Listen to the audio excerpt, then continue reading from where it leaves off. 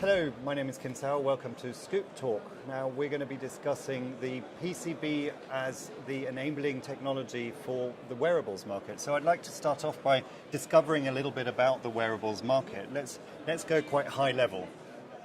Where do you find wearables in what type of markets and obviously what type of applications? And we'll go into more detail after that. So Joan, can you give us a little bit of an overview? Where are we seeing wearables nowadays? I think right now most people know wearables as something on a wrist. So you see things like the Fitbit or the Jawbones, things like that, or the smartwatches. And so that's pretty common. That's probably 80% of the market. But now it's getting into things like digital health, also in running shoes, trying to know what the gait is and what's going on. And if you think about what will happen in running shoes, it'll probably go into some sort of orthopedics. So then you can understand your entire health of your structure of your body. And then there's a lot of things going right now into clothing and also into eyewear. That's where we see a lot of the new startups going. And that's really enabling things enabling our lives to become easier, more manageable. When you said it started off with a Fitbit, so that's health related, and we can monitor how fast we run, how many steps, etc. And here's a prime example. There you go. So there's also some industrial applications there. So the wearables are making their way into the factories of today, the smart factories, this whole industry 4.0. Are there certain developments that you're seeing on a market level that are showing particular growth? Well, so far it's what we see. We talk a lot with the PCB manufacturers and some OEMs. We see it here, of course, but in areas like the shoes, it just started, right? We have some interesting gimmicks, with vibrating shoes. You have a GPS in, and it tells you now you have to go left, now you have to go right. It's quite neat.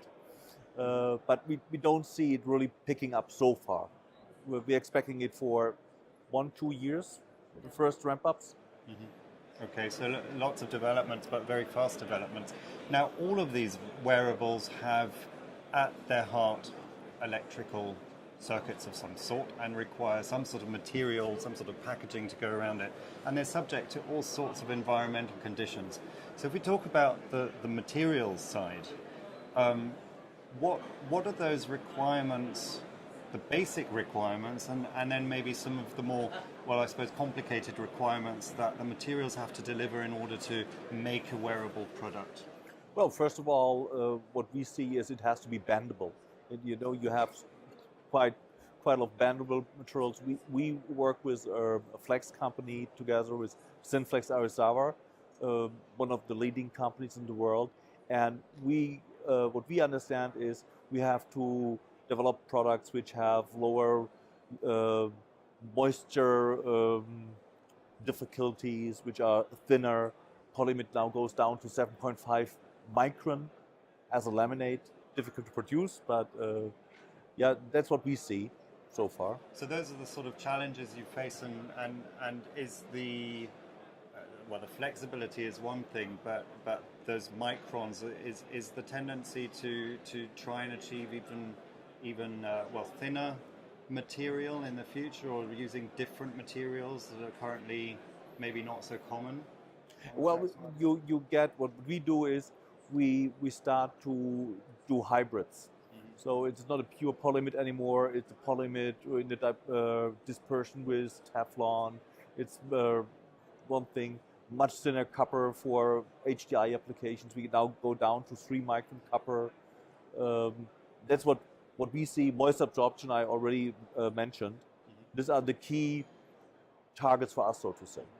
So using what's available nowadays on the market and integrating that in some of the products that you're working on, how are you using those materials? What sort of examples have you got? And what would be your wish list for that next stage of demands on your product development and what you're using the materials for? So one of my favorite ones, which is to your point about getting thinner, on my hand right here is an antenna system with a near-field communication chip. And this is used for authentication for a phone or getting into a doorway. And if you think about it, it has to be able to move and stick. It has to be, you want to take a shower maybe with it on. It has to be good for 7 days.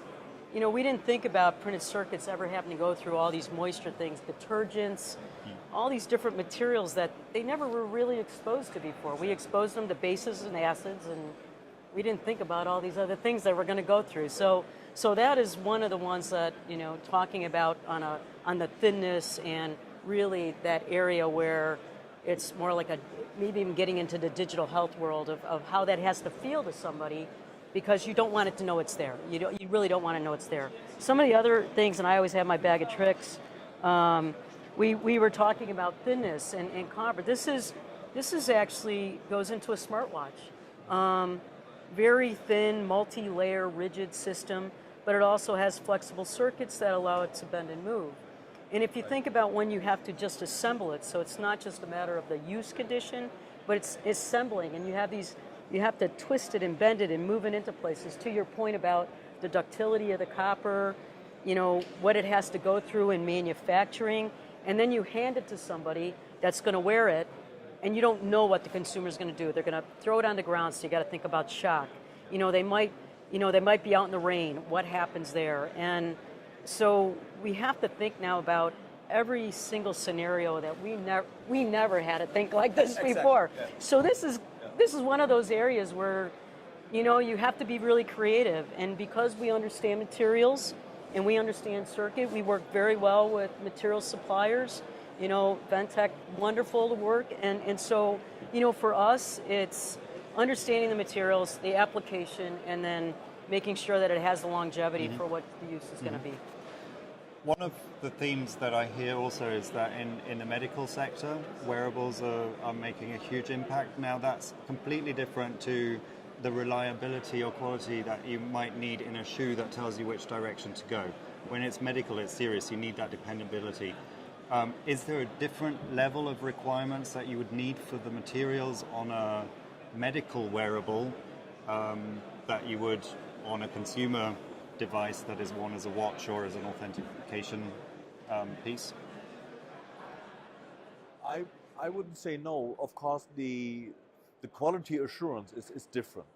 And the final result, if it performs or not perform, is different.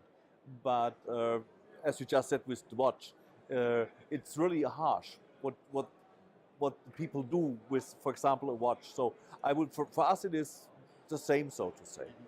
Okay.